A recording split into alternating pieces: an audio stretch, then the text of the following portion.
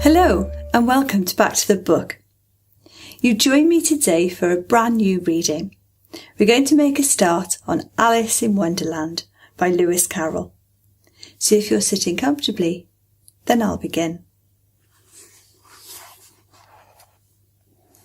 Chapter 1. Down the Rabbit Hole. Alice was beginning to get very tired of sitting by her sister on the bank and of having nothing to do. Once or twice she had peeped into the book her sister was reading, but it had no pictures or conversations in it. And what is the use of a book, thought Alice, without pictures or conversations? So she was considering, in her own mind, as well as she could, for the hot day made her feel very sleepy and stupid, whether the pleasure of making a daisy chain would be worth the trouble of getting up and picking the daisies, when suddenly a white rabbit with pink eyes ran close by her. There was nothing so very remarkable in that, nor did Alice think it so very much out of the way to hear the rabbit say to itself, oh dear, I shall be too late." When she thought it over afterwards, it occurred to her that she ought to have wondered at this, but at the time it all seemed quite natural. But when the rabbit actually took a watch out of its waistcoat pocket and looked at it, and then hurried on, Alice started to her feet, for it flashed across her mind that she had never before seen a rabbit with either a waistcoat pocket or a watch to take out of it, and, burning with curiosity, she ran across the field after it, and was just in time to see it pop down a large rabbit hole under the hedge. In another moment down went Alice after it, never once considering how in the world she was to get out again. The rabbit hole went straight on like a tunnel for some way, and then dipped suddenly down, so suddenly that Alice had not a moment to think about stopping herself before she found herself falling down what seemed to be a very deep well. Either the well was very deep, or she fell very slowly, but she had plenty of time as she went down to look about her, and to wonder what was going to happen next. First, she tried to look down and make out what she was coming to, but it was too dark to see anything. Then she looked at the sides of the well and noticed that they were filled with cupboards and bookshelves. Here and there she saw maps and pictures hung upon pegs. She took down a jar from one of the shelves as she passed. It was labelled "Orange Marmalade," but to her great disappointment it was empty. She did not like to drop the jar for fear of killing somebody underneath, so managed to put it into one of the cupboards as she fell past. Well, thought Alice to herself, after such a fall as this I shall think nothing of tumbling downstairs. How brave they'll all think me at home. Why, I wouldn't say anything about it, even if I fell at the top of the house. Which was very likely true. Down, down, down. Would the fall never come to an end? I wonder how many miles I've fallen by this time, she said aloud. I must be getting somewhere near the centre of the earth. Let me see, that would be 4,000 miles down, I think. For, you see, Alice had learnt several things of this sort in her lessons in the schoolroom, and though this was not a very good opportunity for showing off her knowledge, as there was no one to listen to her, still it was good practice to say it over. Yes, that's about the right distance, but then I wonder what latitude or longitude I've got to. Alice had not the slightest idea what latitude was, nor longitude either, but she thought they were nice, grand words to say. Presently she began again. I wonder if I shall fall right through the earth. How funny it'll seem to come out among the people that walk with their heads downwards. The antipathies, I think.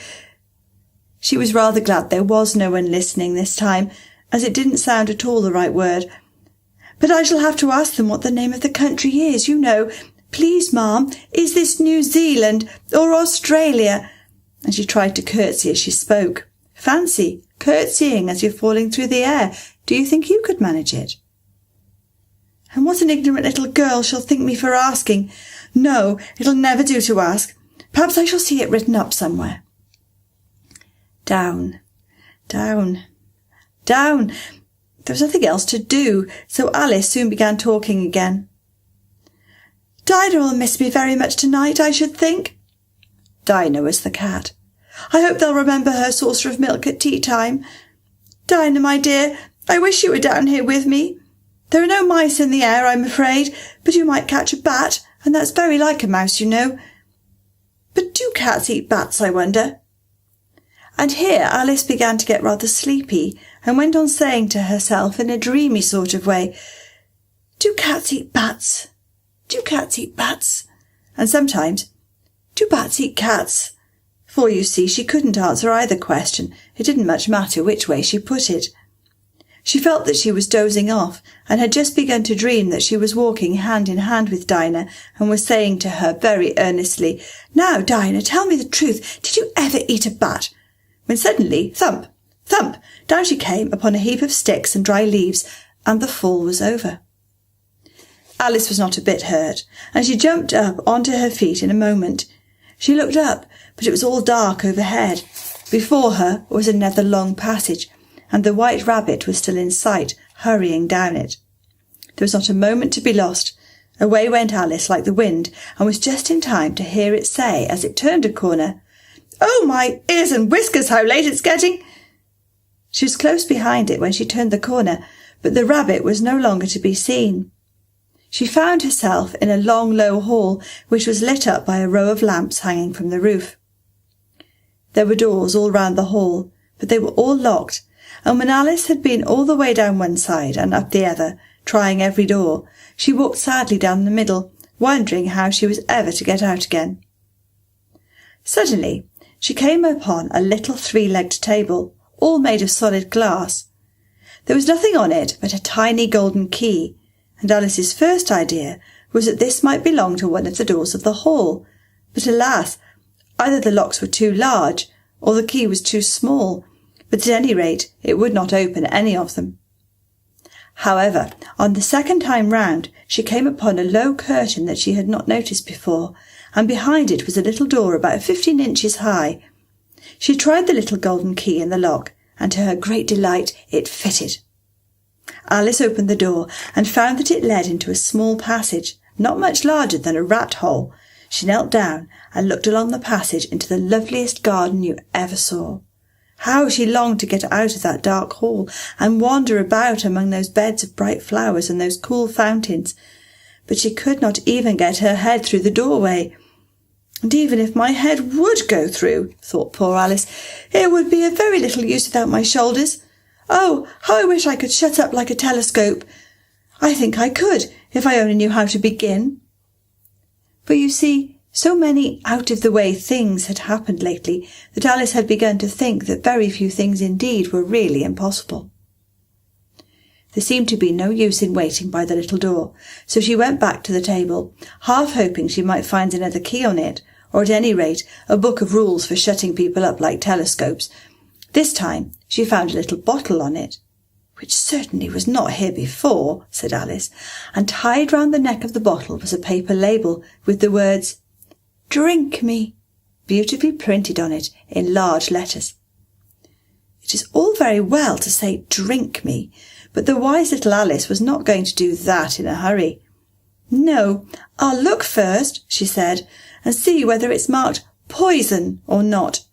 For she had read several nice little stories about children who had got burnt and eaten up by wild beasts and other unpleasant things, all because they would not remember the simple rules their friends had taught them, such as that a red-hot poker will burn you if you hold it too long, and that if you cut your finger very deeply with a knife, it usually bleeds. And she had never forgotten that if you drink much from a bottle marked poison, it is almost certain to disagree with you, sooner or later. However, this bottle was not marked poison, so Alice ventured to taste it, and finding it very nice, it had, in fact, a sort of mixed flavour of cherry tart, custard, pineapple, roast turkey, toffee, and hot buttered toast. She very soon finished it off. "What a curious feeling," said Alice. "I must be shutting up like a telescope." And so it was indeed. She was now only 10 inches high, and her face brightened up at the thought that she was now the right size for going through the little door into that lovely garden.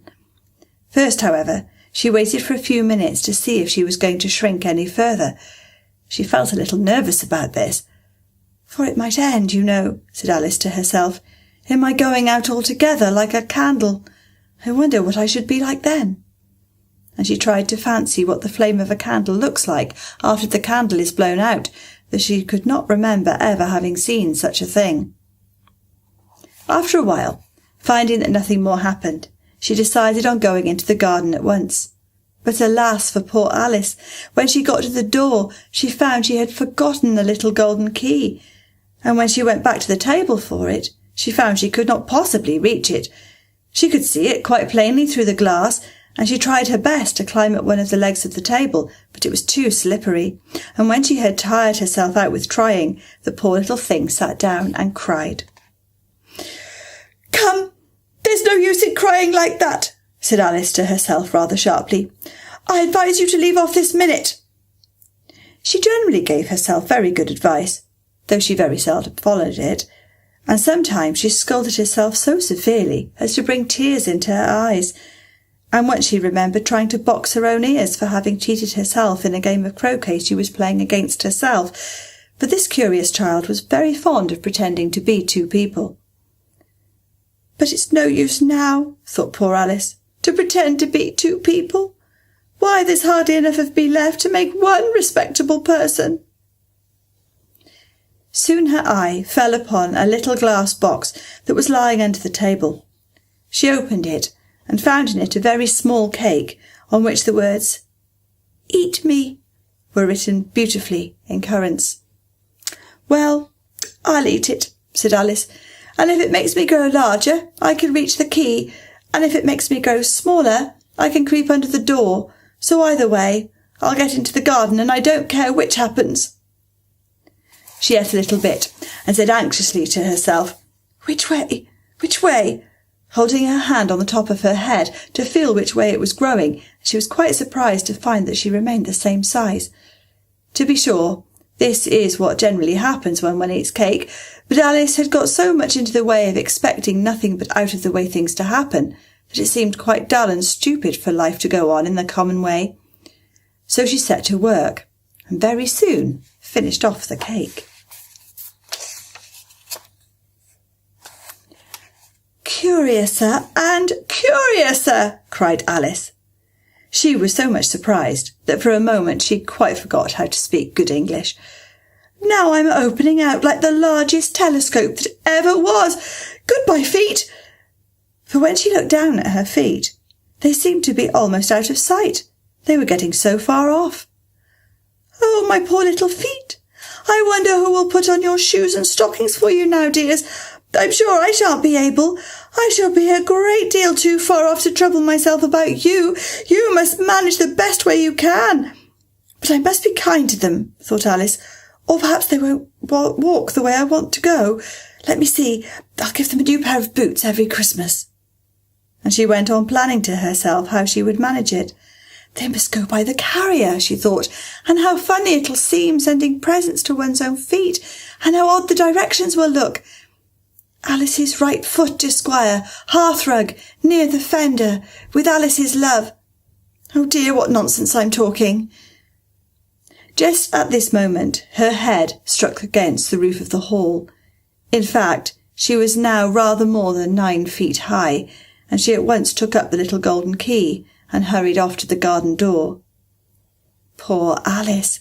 It was as much as she could do, lying down on one side, to look through into the garden with one eye, but to get through was more hopeless than ever. She sat down and began to cry again. "You ought to be ashamed of yourself," said Alice. "A great girl like you," she might well say this, "to go on crying in this way. Stop this moment, I tell you." But she went on all the same, shedding gallons of tears, until there was a large pool all round her, about 4 inches deep, and reaching half down the hall. After a time, she heard a little pattering of feet in the distance, and she hastily dried her eyes to see what was coming.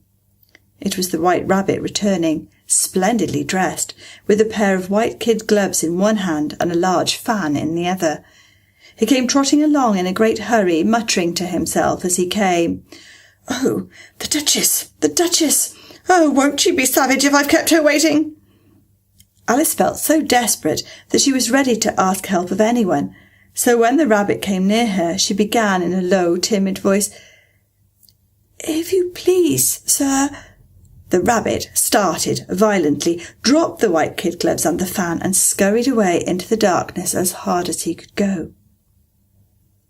Alice took up the fan and gloves, and as the hall was very hot, she kept fanning herself all the time she went on talking. "Dear, dear, how queer everything is today, and yesterday things just went on as usual. I wonder if I've been changed in the night. Let me think. Was I the same when I got up this morning? I almost think I can remember feeling a little different. But if I'm not the same, the next question is, who in the world am I? Ah, that's the great puzzle." And she began thinking over all the children she knew that were of the same age as herself, to see if she could have been changed for any of them. "I'm sure I'm not Ada," she said, "for her hair goes in such long ringlets, and mine doesn't go in ringlets at all. And I'm sure I can't be Mabel, for I know all sorts of things, and she knows such a very little. Besides, she, and I'm I, and oh dear, how puzzling it all is. I'll try if I know all the things I used to know. Let me see.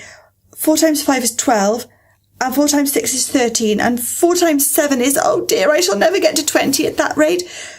However, the multiplication table doesn't signify. Let's try geography. London is the capital of Paris, and Paris is the capital of Rome, and Rome— no, that's all wrong, I'm certain. I must have been changed for Mabel.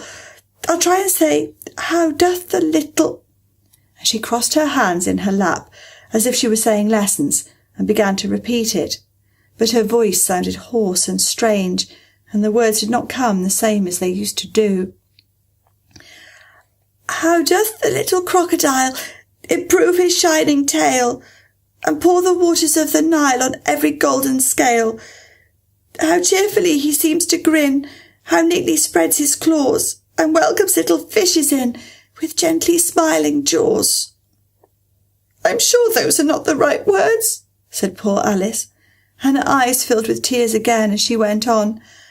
"I must be Mabel after all, and I shall have to go and live in that poky little house, and have next to no toys to play with, and oh, ever so many lessons to learn.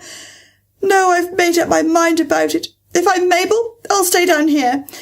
I'll be no use putting their heads down and saying, 'Come up again, dear.' I shall only look up and say, 'Who am I then? Tell me that first, and then if I like being that person, I'll come up. If not, I'll stay down here till I'm somebody else. But, oh dear," cried Alice, with a sudden burst of tears, "I do wish they would put their heads down. I am so very tired of being all alone here." As she said this, she looked down at her hands, and was surprised to see that she had put on one of the rabbit's little white kid gloves while she was talking. "How can I have done that?" she thought. "I must be growing small again." She got up and went to the table to measure herself by it, and found that as nearly as she could guess, she was now about 2 feet high, and was going on shrinking rapidly. She soon found out that the cause of this was the fan she was holding, and she dropped it hastily, just in time to save herself from shrinking away altogether. "That was a narrow escape," said Alice, a good deal frightened at the sudden change, but very glad to find herself still in existence. "And now for the garden." And she ran with all speed back to the little door. But alas, the little door was shut again, and the little golden key was lying on the glass table as before. "And things are worse than ever," thought the poor child, "for I never was so small as this before, never, and I declare it's too bad, that it is." As she said these words, her foot slipped, and in another moment, splash, she was up to her chin in salt water. Her first idea was that she had somehow fallen into the sea. "In that case, I could go back by railway," she said to herself. Alice had been to the seaside once in her life, and had come to the general conclusion that wherever you go onto the English coast, you find a number of bathing machines in the sea, some children digging in the sand with wooden spades, then a row of lodging houses, and behind them a railway station. However, she soon made out that she was in a pool of tears which she had wept when she was 9 feet high. "I wish I hadn't cried so much," said Alice, as she swam about, trying to find her way out. "I shall be punished for it now, I suppose, by being drowned in my own tears. That will be a queer thing, to be sure. However, everything is queer today." Just then she heard something splashing about in the pool a little way off, and she swam nearer to make out what it was.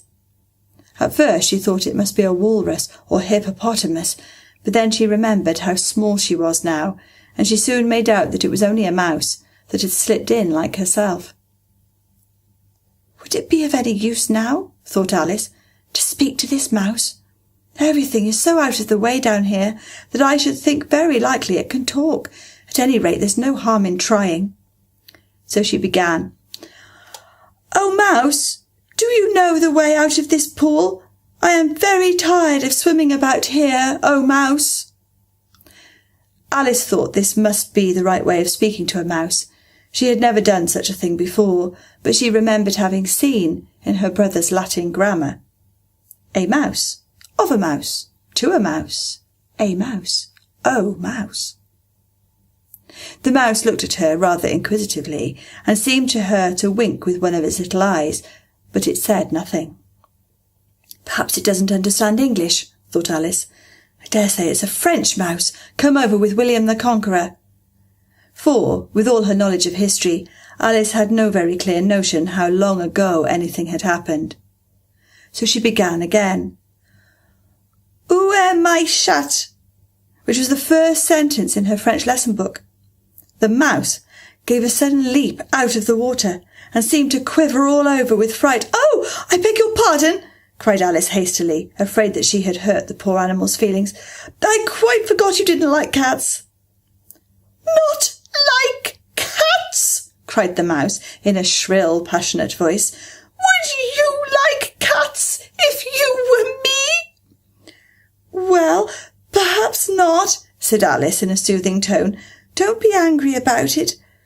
And yet I wish I could show you our cat Dinah.